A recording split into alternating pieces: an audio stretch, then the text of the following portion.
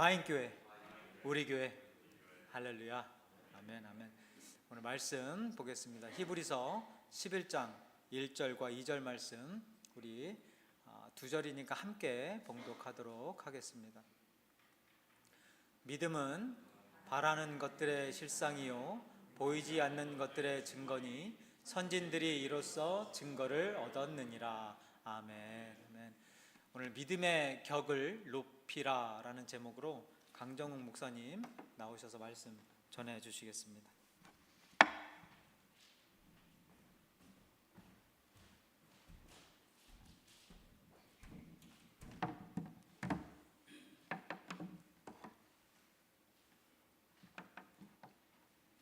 한 번 더 기도하겠습니다.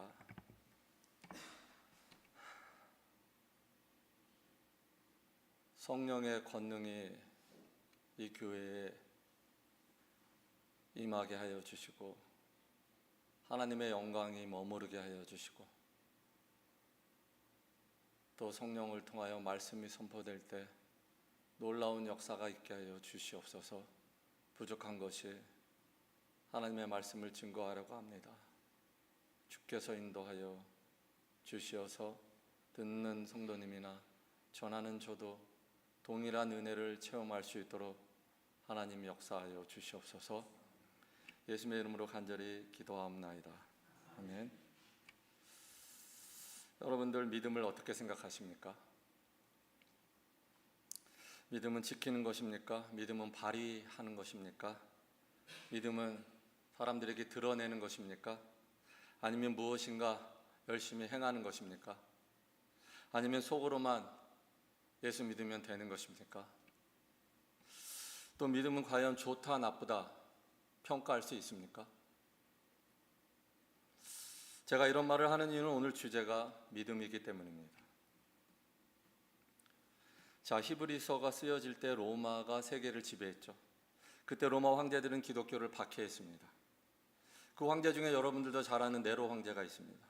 네로는 자기 어머니, 자기 스승, 자기 친동생 그리고 귀족들을 모두 반역죄로 처형했습니다. 왕권을 유지하기 위해서. 한국의 연산군이 더 심했나? 연산군 같은 존재였습니다. 그러나 네로 황제는 초창기 때는 굉장히 인기 있는 황제였습니다. 그는 민생을 안정시켰습니다. 곡물 배급 제도를 실시해서 곡물을 백성들에게 나누어 주었습니다. 또한 건축 사업을 통해 많은 평민들에게 일자리를 제공해 주었습니다. 귀족이 아니라 평민들에게. 그래서 특히 평민들에게 아주 인기 있고 찬양받는 왕이었습니다. 그런데 어느 날 그에게 정치적인 위기가 찾아옵니다. 바로 로마의 아주 시뻘건 불이 난 것입니다. 당시 네로는 그 불타는 로마를 보고 황홀경에 휩싸여 노래를 불렀다고 합니다. 맞습니까? 아니죠. 정설이 아닙니다. 로마가 시뻘겋게 불탔을 때 네로는 로마 남쪽 도시에서 휴가를 즐기고 있었습니다. 그런데 네로가 로마를 불태웠다는 것입니다. 그 소문 때문에 그를 찬양하던 평민들도 등을 돌렸습니다. 네로에게 정치적인 위기가 찾아온 것입니다. 어쨌든 로마가 시뻘건 불에 휩싸이자 당시의 기독교인들은 이렇게 외쳤습니다. 와, 봐라, 저 로마가 불탄 저 시뻘겋게 불타는 로마를 봐라. 이게 바로 종말의 징조다. 하나님이 종말의 징조를 로마를 통해서 보여주는 것이다. 속히 예수를 믿어라. 그러면서 복음을 전했습니다. 이 기독교인들의 외침을 들은 네로는 분노하였습니다.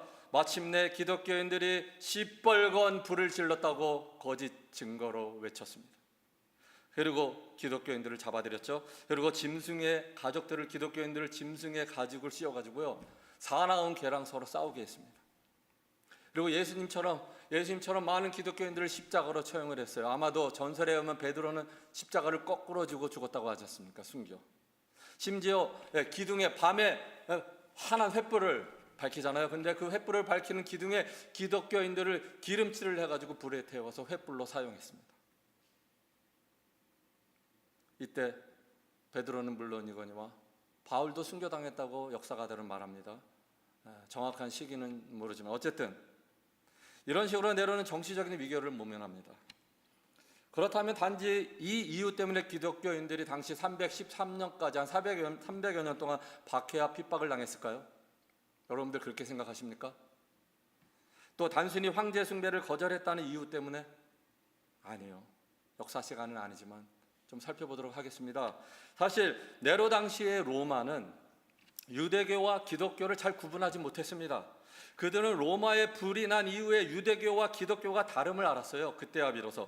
또한 당시 유대교는 로마에서 합법적으로 인정하는 공인 종교였어요. 그래서 유대인들이 성전 제사 드리는 거 반대하지 않았습니다. 유대인들이 하나님을 섬기는 거 반대하지 않았어요. 공인됐기 때문에. 그런데 기독교는 아니었습니다.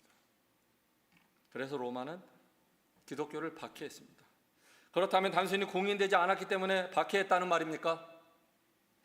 아니요. 더 중요한 것이 있습니다. 바로 로마의 거대한 세계관과 기독교의 그보다 더 거대한 세계관이 마치 저쪽에서 달려오는 차와 이쪽에서 달려가는 차가 빡 충돌하는 것처럼 강력하게 충돌했기 때문입니다. 충돌했기 때문에. 그러면 제가 첫 번째 충돌을 말씀드리겠습니다. 잘 들으세요. 로마는 당시 황제가 다스리는 세계를 제패한 대제국이었죠. 물론 유럽 쪽에서만. 그렇죠. 그런데 기독교인들은 황제가 아닌 예수가, 로마 제국이 아닌 어느 나라가 온다고요? 하나님 예수가 왕으로 다스리는 하나님 나라가 온다고 외쳤습니다. 그것은 결국 언젠가는 로마가 멸망된다는 뜻입니다. 빡! 충돌이 일어났죠. 로마는 속된 말을 열받지 않을 수 없었습니다. 두 번째 충돌은 당시 로마를 비롯해서 유럽의 고대 사회는 차별 사회였습니다. 자신들의 종족 또는 민족만이 사랑이 없어요. 로마뿐만 아니라 그때 당시에 유럽, 동유럽 뭐 다 그랬어요. 자기들과 다른 종족이나 민족은 사람이 아니니까 즉 온전한 인간이 아니라고 생각했습니다. 따라서 전쟁에서 승리하면 죽이거나 노예로 삼았어요. 그랬잖아요. 네. 그러나 기독교는 어떠합니까? 기독교는요, 성령은 모든 사람이 차별이 없는 동등한 새로운 공동체를 만들려고 했습니다. 빡! 또 충돌이 일어났죠. 세 번째는 무엇입니까? 세 번째 충돌은 로마는요, 사회 구조가 귀족, 평민, 노예로 이루어져 있습니다. 그중 귀족과 평민은 로마의 시민권이 주어졌습니다. 아마도 사도 바울은 이런 평민 로마 시민권자였죠. 그리고 이들은 자유인이라고 불리워졌습니다. 반면 로마의 30%, 굉장히 많죠. 3분의 1이니까 30%는 그렇게 3분의 1이나 되는 사람들이 바로 노예였다는 것입니다. 노예는 그들이 뭐라고 말하는 줄 아십니까? 말하는 짐승이라고 말했습니다. 사람 취급을 하지 않았습니다. 그런데 기독교는 그게 아니에요. 자유인이나 노예나 그 누군지 차별 금지입니다. 기독교 신제 중에 만약에 노예를 가지고 있으면 어떻게 해야 돼요? 노예를 풀어줘야 돼요. 자유인으로 만들어줘야 돼요. 또 노예가 교회가 나오면 자유인이나 동등했습니다. 그래서 어떻게 불렀어요? 형제님, 자매님 동등하게 되어 있습니다. 로마의 세계관과 또 빡! 하고 충돌이 일어난 겁니다. 네 번째 충돌은 남녀 차별입니다. 로마는 여자는 아버지나 남편에게 지배를 받았습니다. 심지어 어떤 군인들은 와이프가 딸을 낳으면 죽여버렸습니다. 여자는 이렇게 열등하고 하찮은 존재였습니다. 그러나 기독교는 뭐예요? 남녀 평등을 주장합니다. 남자와 똑같이 여자도 대우를 받습니다. 이것도 로마의 세계관과 빡! 충돌이 일어난 것입니다. 이렇게 로마와 전혀 다른 세계관을 가진 기독교를 박해하지 않을 수는 없었다는 거예요. 로마는. 더 나아가 당시 황제가 신으로 찬양받던 시대에 황제 숭배도 거부했습니다. 이것이 로마가 기독교를 박해한 이유입니다. 자, 이런 위기의 시대에 신학교회가 있었습니다. 그리고 오늘 본문 히브리서의 독자들도 서 있었다는 것입니다. 자, 그렇다면 히브리서 저자는 누구에게 이 서신을, 이 편지를 쓴 걸까요? 바로 예수를 믿는 유대인들, 예수를 믿는 유대인 그리스도인들에게 이 서신을 쓴 것입니다. 그런데 이들은 예수를 믿는 유대인이 아닌 이방인들도 예수를 믿었잖아요. 예수를 믿는 이방인들보다 한 가지 더 추가된 핍박이 있었어요. 박해가 있었어요. 바로 같은 동족인 유대인들에게 박해를 받았다는 것입니다. 너희들이 어떻게 유대교를 버리고 예수 그리스도를, 우리들이 이단으로 여기는 예수 그리스도를 믿을 수 있느냐, 이놈들 하면서 같은 동족 유대인들에게도 박해를 받은 것입니다. 로마인들에게 뿐만 아니라 유대인들에게 당하는 이중 고통입니다. 이렇게 두 가지 어려움에 직면해 있는 유대인 그리스도인들은 너무나 견디기 힘들었습니다. 하여 어떤 이들은 예수님에게 등을 돌렸습니다. 그리고 유대교로 다시 돌아갔습니다. 유대교로 돌아가면 유대인들에게 박해를 받지 않습니다. 또한 로마의 박해에서도 벗어날 수 있습니다. 그러나 우리 입장에서 보면, 기독교 입장에서 보면 배교입니다. 배교. 이에 히브리서 저자는 유대인 그리스도인들의 믿음을 굳게 하기 위해서 무엇을 기록한 거예요? 히브리서를 기록한 겁니다. 그리고 유대인 유대인들은 구약을 너무나 잘 알고 있죠. 유대인 그리스도인들도 구약을 너무나 잘 알고 있죠. 그래서 구약을 너무나 잘 알고 있는 그들에게 그리스도의 우월성을 히브리서를 통해서 강조하는 겁니다. 예수는 모세보다, 천사보다, 그 어떤 선지자보다 우월하며 율법을 완성했으며 더 나아가 피 흘림의 속죄 제물로 구원을 완성했다라고 말하는 것입니다. 그리고 오늘 11장에 예수를 믿었던, 예수가 주신 새 언약을 믿었던 그 믿음에 대해서 드디어 말하는 것입니다. 그리고 끝까지 믿음을 저버리지 않은, 아니 죽음까지도 불사한 그 믿음의 조상들, 그들이 그렇게 치열처절하게 지켰던 그 어떤 보석보다도 빛나는, 저 밤하늘의 그 어떤 별보다도 빛나는 그 믿음에 대해서 말하고 있는 것입니다. 이제 그 믿음이 무엇인지 알아가겠습니다. 오늘 세 가지를 말씀드리려고 했는데 설교 준비하다 보니까 다 말씀드리지 못할 것 같아요. 기회가 되면 다음에 계속하겠습니다. 어쨌든 우리가 첫 번째 생각할 것은 믿음은 과거, 현재, 미래의 연속성 위에 있다는 것입니다. 다른 말로 한다면 믿음은 과거, 현재, 미래에 동일하다. 또한 과거, 현재, 미래에 변하지 않는다. 믿음은 무슨 말입니까? 1절에 믿음은이라고 시작하죠. 이것은 현재입니다. 현재. 또 바라는 것들 이렇게 나오죠. 바라는 것은 미래를 바라는 거죠. 미래죠. 또 그리고 선진들이 2절에 증거했다고 말하죠. 선진들이 증거한 것은 과거입니다. 따라서 믿음은 과거, 현재, 믿음의 선상 위에, 과거, 현재, 믿음의 선상 위에 놓여져 있는 것입니다. 즉 믿음은 과거만이 아닙니다. 현재만이 아닙니다. 미래만도 아닙니다. 믿음은 과거나 현재나 미래에 모두 존재하며 그 믿음은 다르지 않습니다. 과거의 믿음, 현재의 믿음, 미래의 믿음 다르지 않아요. 동일합니다. 그리고 이 과거나 현재나 미래나 동일한 믿음은 언약이 기초입니다. 히브리서에 보면, 즉 언약이 뿌리입니다. 즉 언약이 없으면 믿음은 성립되지 않습니다.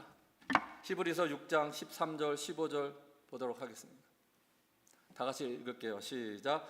하나님께서는 아브라함에게 약속하실 때에 자기보다 더 큰 분이 계시지 아니하므로 자기를 두고 맹세하시고서 말씀하시기를 내가 반드시 너에게 복을 주고 복을 줄 것이며 너를 번성하게 하고 번성하게 하겠다. 네, 아브라함이 하나님께 받은 약속의 언약이 히브리서에 분명히 등장합니다. 그리고 8장 13절을 보도록 하겠습니다. 다 같이 읽겠습니다. 시작. 하나님께서 새 언약이라고 말씀하심으로써 첫 번째 언약을 낡은 것으로 만드셨습니다. 낡고 오래된 것은 곧 사라집니다. 여기서 첫 번째 언약은 율법입니다. 그리고 새 언약은 예레미야서 31장 32절에 나오는 새 언약과 동일합니다. 보겠습니다. 또 같이 읽겠습니다. 시작. 그때가 오면 내가 이스라엘 가문과 유다 가문에 새 언약을 세우겠다. 나 주의 말이다. 이것은 내가 그들의 조상의 손을 붙잡고 이집트 땅에서 데리고 나오던 때에 세운 언약과는 다른 것이다. 내가 그들의 남편이 되었어도 그들은 나의 언약을 깨트려 버렸다. 나 주의 말이다. 쉬운 성경입니다. 여기서 보니까 이집트 땅에서 나오던 때 세운 언약은 바로 율법이죠. 신학적으로 율법에도 약속이 포함되어 있어요. 그렇죠. 분명히 율법에 약속이 있습니다. 그래서 율법의 언약이라고 부릅니다. 그렇다면 언약은 두 개이죠. 아브라함에게 약속하신 약속의 언약과 모세에게 주어진 율법의 언약입니다. 그런데 구원에 이르는 믿음은 율법이 아니에요. 율법의 언약이 아니에요. 아브라함에게 주어지고 예레미야가 말한, 그리고 오늘 히브리서에서 나온 예수님을 통해 주어지는 뭐예요? 새 언약이라는 겁니다. 할렐루야. 율법의 언약을 지키면 축복이고 못 지키면 뭐예요? 저주예요. 절대 구원받지 못해요.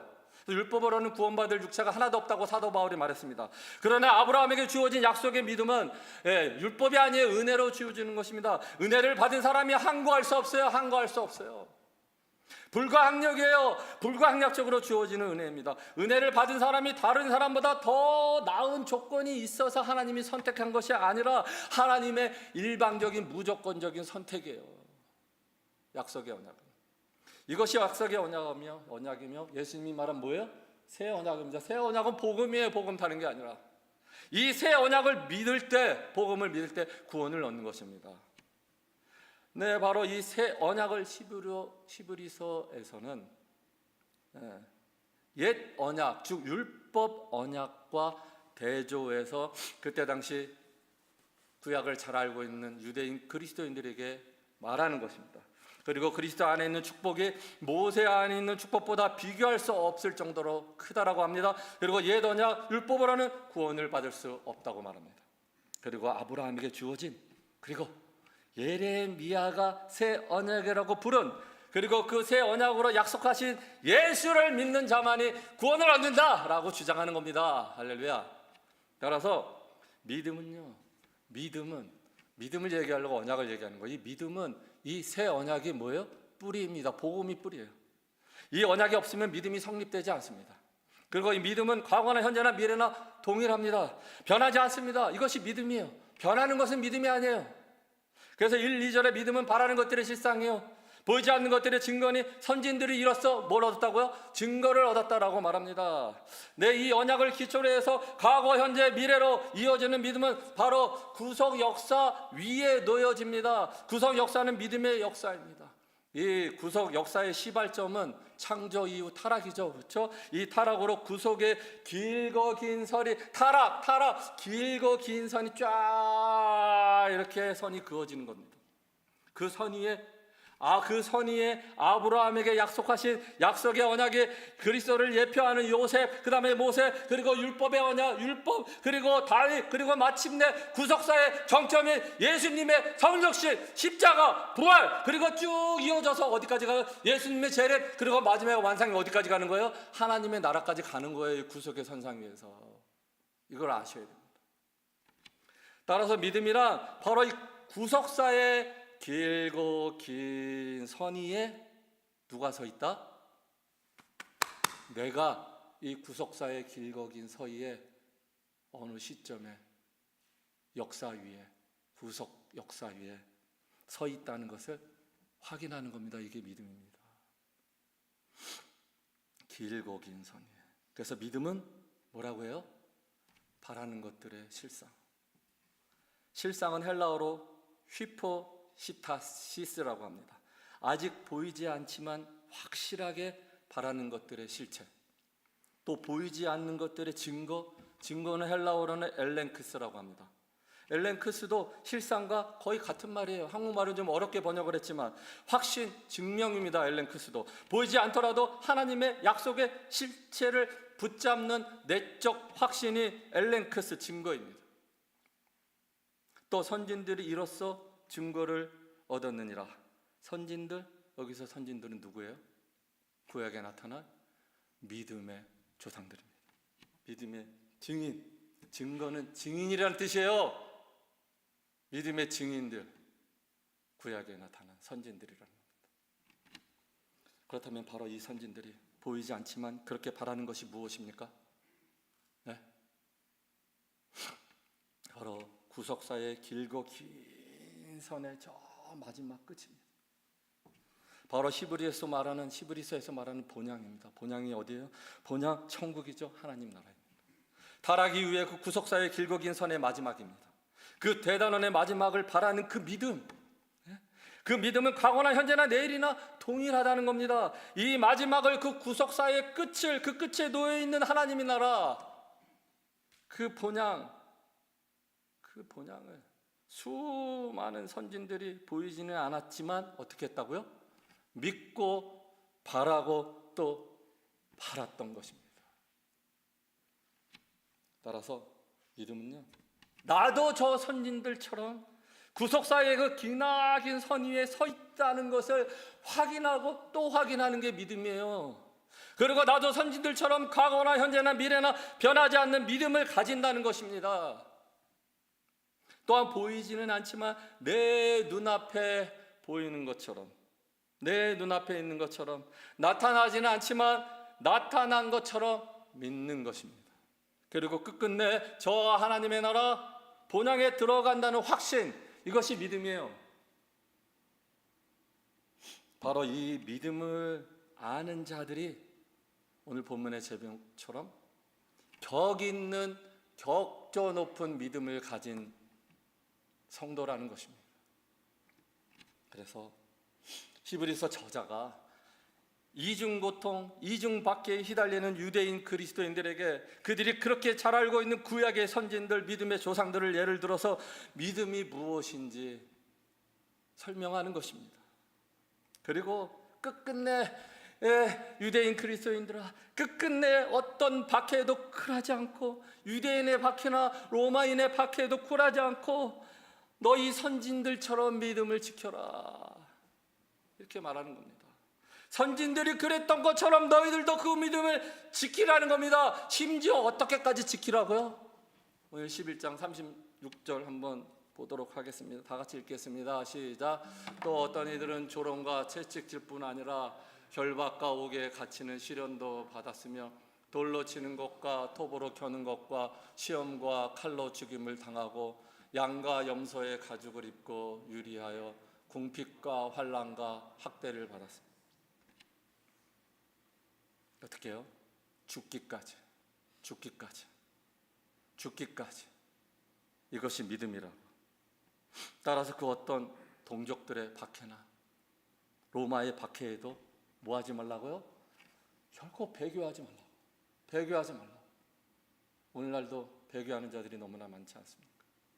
배교하지 말라고. 그리고 믿음의 선진들은요, 성경 안에만 있지 않습니다. 그렇죠? 네? 어디에도 있어요? 성경 밖에도 있습니다. 성경 밖에도 구속사의 그 선상 위에 놓인 수많은 믿음의 조상들이 있습니다. 우리나라에도 있어요. 구속사의 그 선상 위에 놓인 수많은 믿음의 조상들이 세계 곳곳에 있었습니다. 지금도 있고 앞으로도 있을 것입니다. 죽기까지 믿음으로 산 수많은 선진들이 있다는 거예요. 그 중에 오늘 네로 이야기가 나왔으니까 다시 로마로 돌아가 보도록 하겠습니다. 당시 로마 네로 이후에도 계속해서 기독교인들은 이 믿음 때문에, 그렇죠? 믿음 때문에, 언약을 기초로 한 이 믿음 때문에 300여 년 동안, 정확하게는 313년 그때 공인되고, 그렇죠? 300여 년 동안 어떤 고난을 당했는지 한번 보도록 하겠습니다. 네? 네로의 여러 황제들이 기독교를 박해했습니다. 트라야누스 황제는 기독교는 미신이다. 로마가 생각할 때는 기독교는 미신이었어요. 유대교가 생각해도 기독교는 미신이었지만 어쨌든 기독교는 미신이고 불법 종교, 로마에서 허락하지 않는 아까 말한 그 세계관의 충돌 때문에 불법 종교이니까, 네. 기독교인들은 또 사회질서를, 그렇기 때문에 로마 사회를 어지럽히는 자들이니까 이들을 잡아다가 사형시켜라. 우리 입장에서는 순교, 그들 입장에서는 사형, 처형입니다. 기독교인이 잡히면 3번 물어요. 너 예수 믿냐? 믿음 믿냐? 네. 다시 한번 묻겠다. 너 노하면 실제로 그랬는지 모르지만 너 노하면 살 수 있어. 너 안 죽어? 2번 묻는다. 너 예수 믿냐? 네. 로마가 참 좀 많이 호의를 베풀어 준 거죠. 그냥 한 번에 당장 죽이지 않고 2번, 3번째, 너 정말 예수 그리스도 십자가 부활을 믿느냐? 네, 믿습니다. 그러면 죽였어요. 3번. 디오클레티아누스 황제는 교회를 파괴시켰습니다. 교회를 지으면 다 파괴시켰고요. 성경을 불태웠어요. 그때 당시에 뭐 성경이 지금처럼 이렇게 좋은 건지 두루마기로 싸서 손으로 몰래 이렇게 그거 발견하면 그냥 다 불태웠어요. 성경을 어디서 또 구하기도 힘들어요. 그 성경을 다 불태웠습니다. 갈릴리우스가 아니고 갈레리우스 황자는요, 낚싯줄에 묶어다가 기독교인들을 배 타고 나가서 낚싯줄에 묶어 바다에 담가 놓고, 바다에 담가 놓으면 누가 뜯어먹어요? 물고기가 뜯어먹어서 죽게 만들었습니다. 또 신앙을 고백하는 여자들은 거리에서 옷을 다 여자들 남자서 옷을 벗기면 수치스러운데 여자들의 옷을 다 벗기고 이렇게 막대기 걸어놓고 여기 줄을 이렇게 딱 그래서 한 다리를 여기다가 딱 걸쳐놓게 하고 죽을 때까지 놔뒀습니다. 그렇게 처형했습니다. 그렇게 순교당했습니다. 심지어 이 갈레리우스는 기독교인 어린이들조차도 다 처형시켜버렸습니다. 그리고요, 여러분들은 당시 기독교 박해 황제들만이 했다고 생각하죠? 그렇지 않아요. 박해는 로마 황제들만이 한 것이 아니었습니다. 당시 로마인들은요 폭력과 학살이 일상이었습니다. 제가 여러분들 설명드리지 않아도 여러분들 무슨 커바디스나 뭐 이런 배너 같은 것을 통해서 로마인들이 얼마나 폭력과 학살을 그런 큰 무슨 경기장 거기 그 이름이 뭡니까? 거기서 즐겼는지 여러분들이 영화로 다 보지 않았습니까? 정말 그랬습니다. 마치 악마 황제와 악마 백성들 같았어요. 황제뿐만 아니라 백성들도 박해를 했고 심지어 박해를 즐겼습니다. 이들은 순교당한 기독교 신자들의 시체를 동물의 먹이로 내주었습니다. 그것을 로마인들은 다 보고 즐겼어요. 심지어는 채찍으로 맞아 찢어져서 그들의 몸에 피가 흐르고 이 속살에서 창자까지 드러난 모습을 보고 로마인들이 황제가 아니라 로마인들이 와 하고 환호했습니다. 또 날카로운 조개 껍데기 닿기만 해도 베어지는 그래서 피가 나는 그 조개 껍데기나 땅 위에 창을 이렇게 창끝 거기 뾰족한 창살 위에 눕혀서 기독교 신자를 어떻게 했어요? 죽였습니다. 이렇게 갖가지 고문을 받은 뒤에 어떻게 사나운 짐승의 먹이로 내주는 것을 로마인들이 환호하고 로마인들이 그 자유인이라고 부르는 그 로마인들이 즐겼다는 겁니다. 누가 말입니까? 역사가인 유세비우스가 그렇게 말했어요. 자, 이렇게 무지막지한 도저히 상상도 할 수 없는 있을 수 없는 고문과 처형을 당했음에도 불구하고 그 당시 기독교인들은 어떻게 했어요? 절대로 물러나지 않았어요. 박해가 강해지고 핍박이 더해질수록 기독교인들은 전도했고 사도 바울처럼 예수님의 그 사도들처럼 땅끝까지 복음을 증거했어요. 선교했어요. 그래서 기독교의 숫자들이 오히려 줄어들어야 되는데 점점 늘었어요. 박해와 핍박을 당하면 기독교인의 숫자가 줄어들어야 되는데 반대로 점점 확대되었다는 말입니다. 여러분들 그렇게 되니까 평생 기독교인을 아까 말했던 그 갈레리우스 황제가 죽기 전에 유언을 남겼습니다. 뭐라고 한 줄 아십니까? 나의 정책은 실패했다. 뭐 했다고요? 실패했다. 기독교인의 박해를 내가 죽거들랑 이제 그만해라. 그리고 마침내 313년 콘스탄티누스 황제의 밀라노 칙령으로 어떻게 했어요? 기독교가 공인됐습니다. 더 이상 박해 당하지 않게 되었다는 것입니다. 그리고 80여 년 뒤에 392년에 테오도시우스 황제 때 기독교가 공인이 아니라 이제는 국교가 됐어요. 그만큼 로마의 많은 인구가 예수를 믿었기 때문에 392년대 400여 년 만에 핍박받던 종교가 이제 로마의 핍박하던 종교를 로마가 국교로 삼았다는 겁니다. 할렐루야. 대반전이 일어난 것입니다. 기독교를 이단이라고 박해했던 로마가 이제 기독교 외의 다른 종교를 이제 이교도라 부르고 이교도 예배 행위를 금지시켰습니다. 그리고 동물 제사 금지시켰습니다. 다신교 여러 종교를 믿는 다신교 로마가 금지시켰습니다. 왜? 기독교는 유일신교이기 때문에. 그렇죠? 우상숭배 안 되죠. 우상숭배 금지시켰어요, 로마가. 네? 그리고 기독교의 모든 종교는 옛날엔 기독교가 불법 종교였는데 기독교의 모든 종교가 불법 종교니 믿지 말라고 했습니다. 법으로 법제화 시켰다는 거예요. 예수님의 십자가가 부활로 역전했듯이 역전했습니다. 기독교가 승리했습니다. 할렐루야. 네, 이렇게 성경 밖에 수많은 믿음의 선진들도 동일한 믿음을 가지고 그 믿음을 증명해 내었다는 것입니다. 성경에 있는 믿음의 선진들뿐만 아니라 어디 로마뿐이겠습니까? 그 이외에 지금까지 내려오는 수많은 성경 역사 속에서 믿음의 선진들이 이렇게 믿음을 지켰다는 것입니다. 그 믿음을 지켰다기보다는 오히려 증명해 내었다는 것입니다. 이런 선진들의 과거의 믿음과 그리고 현재 내가 가진 믿음, 그리고 앞으로 다가올 세대의 믿음이 다른가요? 다르지 않다는 겁니다.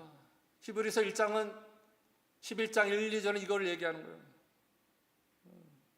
달라서도 안 됩니다. 동일한 것입니다. 변하지 않습니다. 그리고 이 믿음은 구속사의 길고 긴 선 위에서 결코 변하지 않고 흘러가고 저 마지막 본향을 향해 하나님 나라를 향해 흘러가고 또 흘러가는 것입니다. 이것이 바로 히브리서에 나타난 믿음입니다. 그렇다면 제가 처음에 질문했던 질문을 다시 하겠습니다. 여러분들 믿음을 어떻게 생각하십니까? 믿음은 지키는 것입니까? 단순히 지키는 것입니까? 믿음은 발휘하는 것입니까? 뭔가 믿음을 통해서 내 행위를 드러내는 것입니까? 무엇인가를 행하는 것입니까? 아니면 속으로만 믿으면 되는 것입니까? 또 믿음은 좋다 나쁘다 평가할 수 있습니까? 무엇이라고 대답하겠습니까? 네, 믿음은요, 믿음을 가졌다는 것은, 또는 믿음 생활이라는 것은 어떤 선한 행위로 자기 만족을 하는 것이 아닙니다. 믿음은 단순히 죄책을 확인하는 것만이 아닙니다.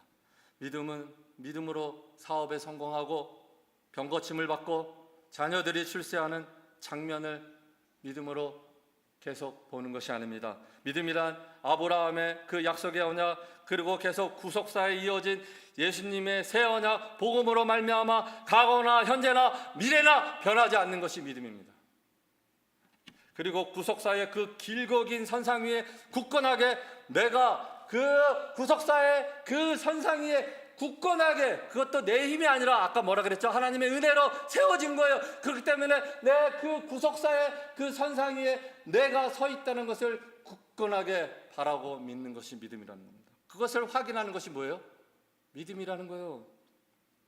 그래서 이 구속사 위에, 그 선상 위에 내가 있다는 것, 그 선상에서 내가 있기 때문에 내가 무엇을 하든 안 하든, 내가 무슨 선한 행위를 하든 안 하든, 내가 좋은 일을 하든 안 하든 상관없이 하나님께서 예수님의 그 속죄의 피로 말미암는 은혜로 나를 이 구속사의 선상 위에 세워 주었다는 것을 확인하며 감격하는 게 믿음이라는 거예요.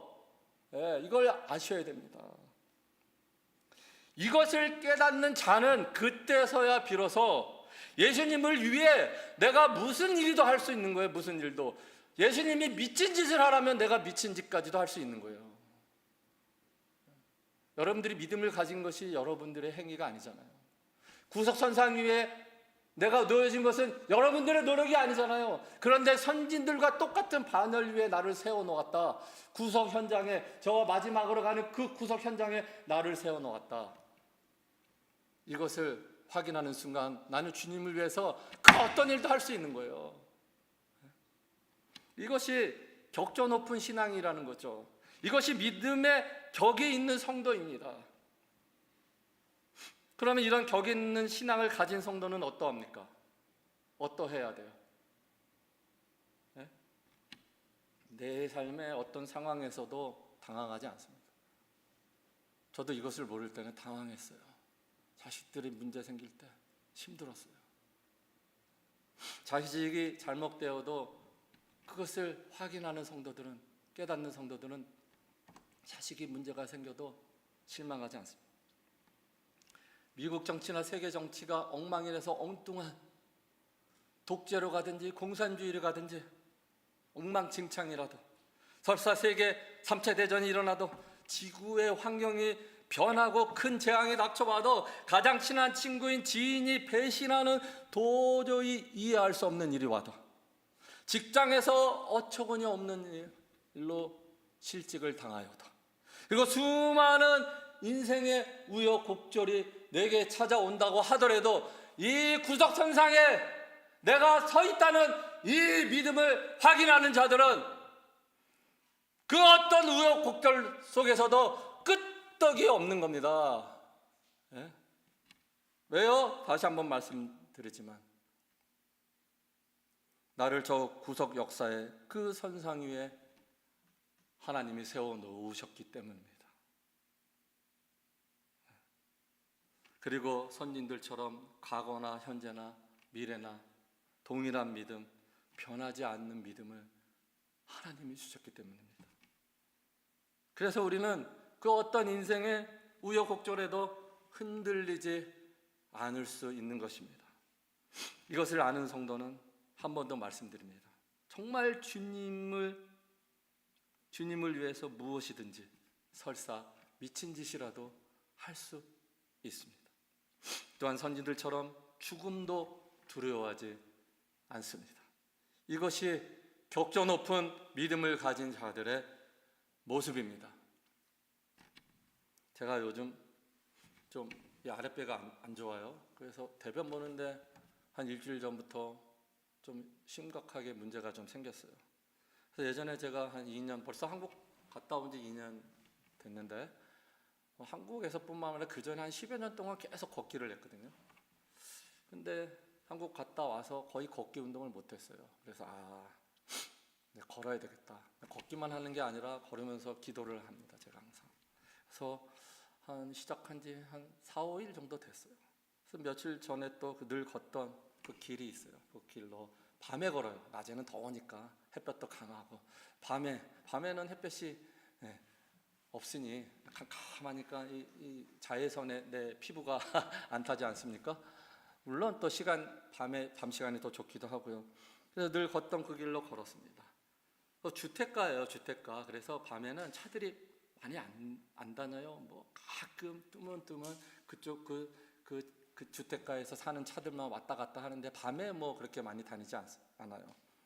그래서 캄캄한 이렇게 길을 이렇게 가보니까 그 주택가 그 보도 사람들 지난 그쪽에 보니까 전봇대가 이렇게 하나씩 쭉 서 있더라고. 계속.